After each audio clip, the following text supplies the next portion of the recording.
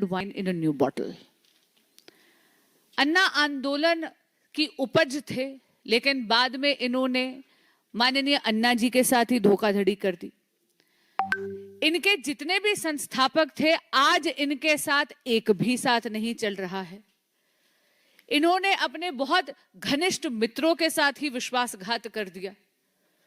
और आप देख रहे होंगे कि इनके पूरे पर्सोना में माननीय केजरीवाल जी और आम आदमी पार्टी का नेतृत्व हमेशा एक कॉमन मैन, एक सामान्य व्यक्ति का व्यक्तित्व धारण करने का प्रयास करता है। लेकिन दिल्ली की जनता इनकी सच्चाई समझ गई है। दिल्ली की जनता के आगे इनकी नौटंकी चली नहीं और इसीलिए दिल्ली के देवतुल्य मतदाता ने आम आदमी पार्टी और केजरीवाल जी को अस्वीकार करा और एक पूर्ण बहुमत का जनादेश यहां पर भारतीय जनता पार्टी के पक्ष में दिया, विकास के पक्ष में दिया, क्योंकि दिल्ली का देवतुल्य मतदाता भी चाहता था कि दिल्ली प्रगति के पथ पर अग्रसर हो। केजरीवाल जी से मैं ये पूछना चाहती हूं कि आप जो हैं, आप वो एक आवरण क्यों धारण करते हैं? जो सच्चाई है वो लोगों के सामने पेश करिए ना। देखिए, एक तरफ तो आपने देखा होगा सर्दियों में वो उनका बहुत ही फेमस मफलर आ जाता है, चुनाव से एकदम पहले उनकी वो खांसी लौट आती है।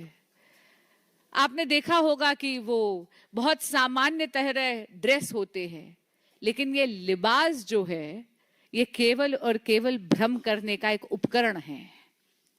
असलियत में हम सब जान गए हैं कि कोविड के समय जब दिल्ली की जनता को अपने मुख्यमंत्री केजरीवाल जी की सबसे ज्यादा जरूरत थी, तब वो दिल्ली की जनता का पैसा, दिल्ली के टैक्स पेयर्स का पैसा अपना आलीशान शीश महल बनाने में लगे हुए थे। उसके बाद जब वो चुनाव हार गए तो वो जाकर पंजाब में रहने लगे और वहां पर उन्होंने सरकारी पैसे का दुरुपयोग करा अपनी शान के लिए, अपनी ठाट के लिए। ये बात जग जाहिर है।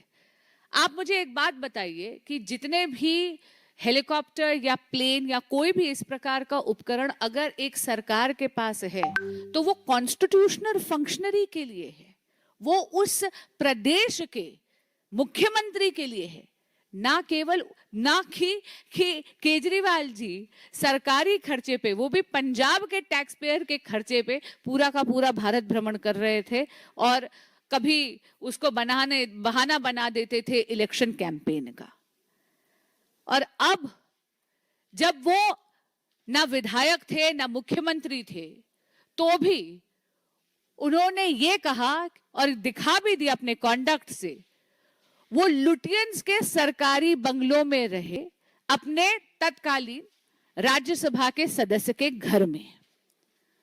अब मैं दोगुलापन क्यों कह रही हूं? क्योंकि ये वो नेता है जिन्होंने बड़े बड़े दावे करे थे। इन्होंने दिल्ली की जनता से कहा था मैं सरकारी गाड़ी नहीं लूंगा, इन्होंने सरकारी गाड़ी ली। इन्होंने ये कहा कि कभी भी मैं सरकारी बंगला नहीं लूंगा, सरकारी बंगले में रही नहीं बल्कि कचहरी तक जाकर सरकार से ये मांग करी कि आप मुझे एक सरकारी बंगला दीजिए। इन्होंने अपने बच्चों की कसम खाई, लेकिन ऐसा लग रहा है कि केवल बच्चों की झूठी कसम नहीं खाई, इन्होंने न जाने कितने अनगिनत झूठे वादे करे देश की और दिल्ली की जनता के साथ। मुद्दा लग्जरी में रहने अकेले का नहीं है, मुद्दा दो तरह का है। पहला मुद्दा है जो शीश महल इन्होंने बनाया था सरकारी पैसे का दुरुपयोग कर टैक्स पेयर को ठग कर। दूसरा मुद्दा है दोगुली राजनीति, double standards. It's a question of deception and double standards of माननीय Kejriwal ji as well as the आम आदमी पार्टी। और यहां पर इनकी धोखाधड़ी और ज्यादा सामने आ जाती है। हाल ही में आपने देखा कि किस तरह इन्होंने दिल्ली की जुडिशरी की एक महिला जज पर इतने आक्षेप करे, इस प्रकार के व्यक्तिगत प्रहार करे कि इन्होंने उनको भी प्रेशराइज करने का प्रयास करा। नारी विरोधी तो ये है ही। अभी जो संशोधन आया था नारी शक्ति वंदन अधिनियम का संशोधन, उसमें भी आम आदमी पार्टी ने एब्स्टेन नहीं करा मित्रों, उन्होंने लाल बटन दबाकर मुखालफत करी। अगर आप पूरा का पूरा वो पैटर्न देखेंगे वोटिंग का, तो लाल बटन दबाकर उन्होंने मुखालफत करी। यानी ये केवल ये चाहते थे कि महिलाओं की भूमिका मतदान केंद्र तक सीमित रह जाए। महिलाओं की भूमिका जब सत्ता में भागीदारी की बात आई तो इन्होंने अपनी जिम्मेदारी से मुंह मोड़ लिया। और हम सब जानते हैं कि किस तरह इन्होंने, जब केजरीवाल जी घर पर थे तो उनके सचिव ने उन्हीं की पार्टी की तत्कालीन राज्यसभा की सांसद के साथ अभद्रता करी, मार पिटाई करी जब वो रजस्वला थी। और शास्त्र कहता है रजस्वला स्त्री के साथ अभद्रता, दुष्कर्म अक्षम्य पाप है।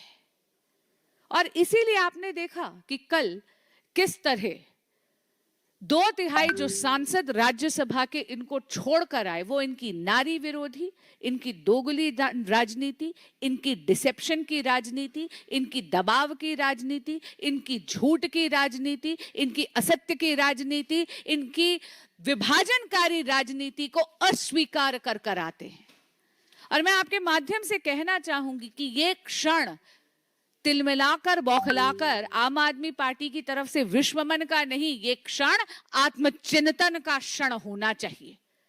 जब एक संगठन का संगठन महामंत्री ही उसे छोड़कर आ जाए तो वो संगठन जर्जरा के भुरभुरा कर बिखर रहा है, ये स्वाभाविक हो जाता है, ये परिलक्षित हो जाता है, वैचारिक दिवालियापन दिख जाता है।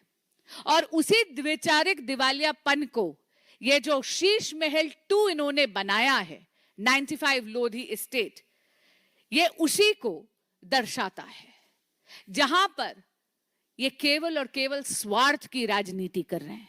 मैं पुनः कह रही हूं, मुद्दा लग्जरी में रहने का नहीं है, मुद्दा डबल स्टैंडर्ड्स का है, मुद्दा झूठ का है, मुद्दा डिसेप्शन का है, मुद्दा कथनी और करनी में अंतर का है, मुद्दा इस देश की जनता के सामने नौटंकी कर कर, आवरण ओढ़कर और अपनी अवधारणा दूसरी बनाने का है। और संजय सिंह जी को मैं कहना चाहूंगी, उन्होंने बोला कि ये जो पीपीटी आपको दिखाई जाएगी अभी की, ये तस्वीरें झूठ हैं। मैं उनको बोलना चाहूंगी, माई फर्नीचर माई वे नाम का एक कंपनी है, इनकी ऑनलाइन प्रेजेंस भी है। ये वो कंपनी है जो शीश महल 2 में फर्नीचर दे रही है। ये उन्हीं के प्रपोज्ड फोटोग्राफ्स, उन्हीं के प्रपोज्ड डिजाइन्स हैं जो केजरीवाल जी के शीश महल 2 के हैं, जिसको यहां पर परिलक्षित करा है।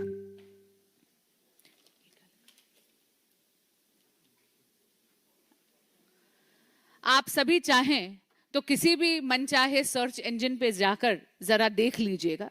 मैं पुनः कह रही हूं, माई फर्नीचर माई वे, ये है वो कंपनी जिससे केजरीवाल जी अपना शीश महल 2 95 लोधी एस्टेट सजा रहे हैं। ये वहां के प्रपोज्ड डिजाइन्स हैं। एक बार मैं आग्रह करती हूं, जरा पीपीटी चला दीजिए प्लीज।